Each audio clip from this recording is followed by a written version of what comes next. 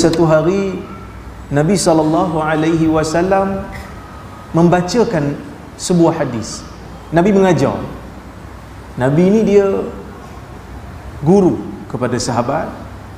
Maka bila dia mengajar tu, Abu Hurairah kata ada satu hari Nabi bercerita kepada sahabat tentang satu orang daripada kalangan ahli syurga.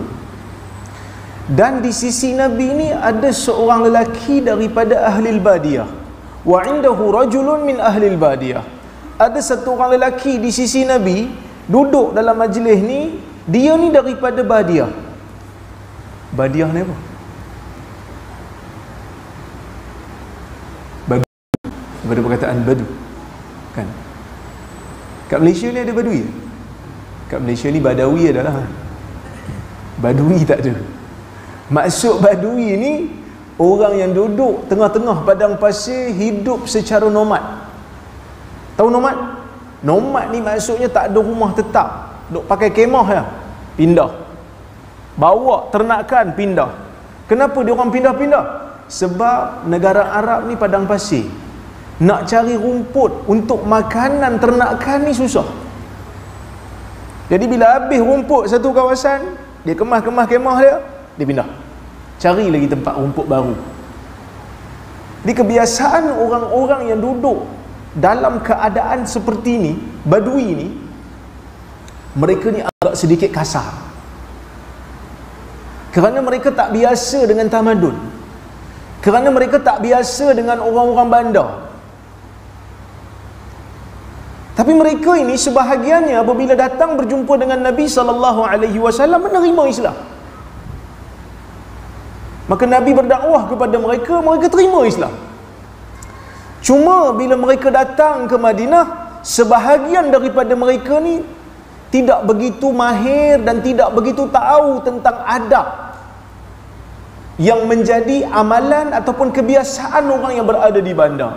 Sebab tu dulu kita pernah jumpa, kita pernah dengar satu hadis, badui masuk dalam masjid, dia kencing dalam masjid. Kan? Faqama fi nahiyatil masjid fabala fi. Dia masuk dalam Masjid Nabawi. Masjid Nabawi tu bukan Masjid Arau. Kalau Masjid Arau tu bolehlah tahan lagi kan. Masjid Nabawi. Masuk dalam Masjid Nabawi, dia pergi kat ujung masjid, dia pergi kencing kat situ. Sahabat tengok, fazajarahun nas. Sahabat tengok, sahabat nak pergi marah dia. Sahabat nak pergi halang dia daripada kencing kat situ. Sahabat nak pergi kejar dia. Nabi kata dah, biarkan dia. Nabi kata biarlah, biar dia kencing kat situ. Bukan maksudnya Nabi suka orang kencing dalam masjid dia. Nabi tak suka. Nabi tak sukalah orang mengotorkan masjid ni, orang meludah dalam masjid pun Nabi tak suka. Kan orang buang kahak dalam masjid, buang air ludah dalam masjid, Nabi tak suka. Kerana masjid ni tempat orang ibadat. Dia tak boleh buat kotor lah. Buat bising pun tak boleh, ganggu orang nak ibadat pun tak boleh. Cuma Nabi tahu dia ni tak faham, kena diajar dulu.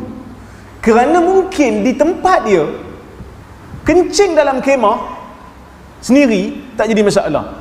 Kerana dia tengok dalam masjid Nabi ni kan, lantai masjid Nabi kan bukan ada kapet macam ni. Dia kata boleh lah kot, alang-alang lebih kurang macam kemah aku je. Dia tala je kat situ kan. Sahabat ni dia orang sayang dekat masjid, sayang dekat syiar, maka dia nak marah. Dia orang ni nak marah. Nabi kata biarkan dia. So Nabi ni pemimpin yang hebat lah. Suasana yang cemas macam tu kan, keputusan yang Nabi buat tu betul dan tepat daripada beberapa sudut. Yang pertama, dari sudut dakwah, kerana dia tak tahu, so kena ajar dia dulu. Dan bukan semestinya dia kencing dalam masjid tu untuk dia hina masjid. Mungkin dia tak tahu. Kita pun macam tu juga. Orang Islam ni pun sama juga. Kan? Sebelum kita nak hukum orang, tanya dulu. Saya selalu buat contoh. Kadang-kadang kita ni selalu cepat hukum. Sebelum kita faham, kita hukum dulu. Tak betul. Sepatutnya dengar dulu, lepas tu baru hukum. Kalau ada benda tak jelas, tanya dulu. Katalah kita tengah sembang dengan satu orang sahabat ni, sembang, tiba-tiba azan. Kita pun kata dia, oi azan dah kan. Dia pun kata, oh azan. Lepas tu dia dengar azan tu kan, dia dengar, alah pergi mampus lah, dia kata. Dia hina azan. Zahirnya dia hina azan. Zahirnya dia hina azan. Kan? Kita pun semangat lah. Hang teruk azan, hang kata lagu tu tak betul. Kafir hang ni. Kan? Terus kafir kan terus. Jangan. Tanya dulu.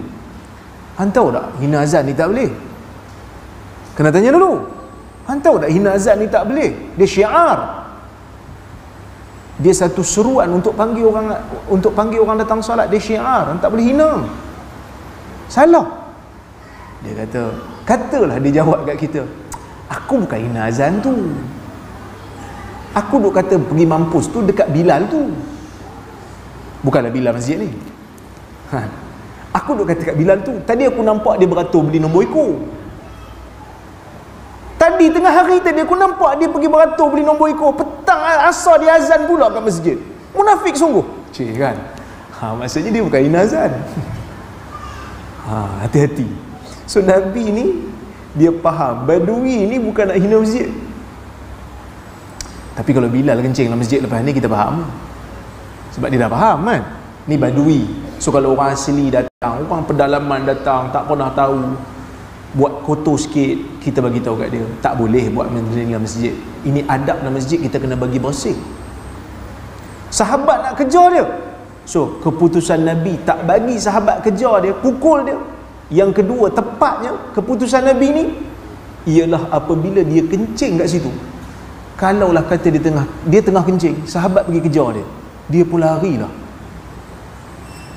Bercucuranlah air kencingnya merata-rata tempat.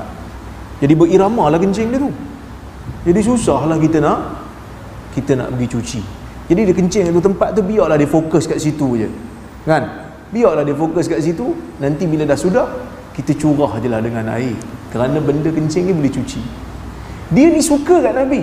Bila Nabi cakap elok-elok dengan dia suka kat Nabi. Dia kata, Allahumma arhamni wa Muhammadah wa la tarham ma'ana ahada.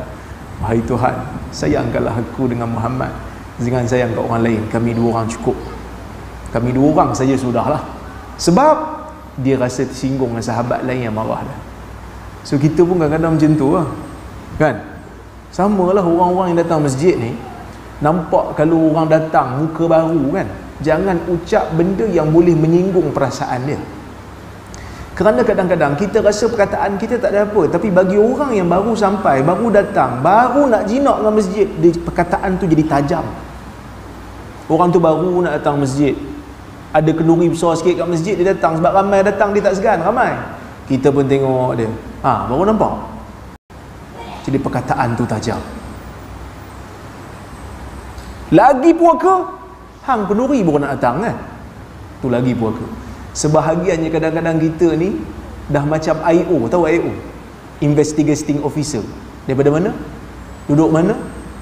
Sebelum ni tak nak nampak pun, ni datang ni nak buat apa? Dah macam ketua balai pula. Jadi orang tak selesa. Jadi perkataan-perkataan kita bila nak menyantuni jemaah yang baru datang masjid ni kena hati-hati. Kan?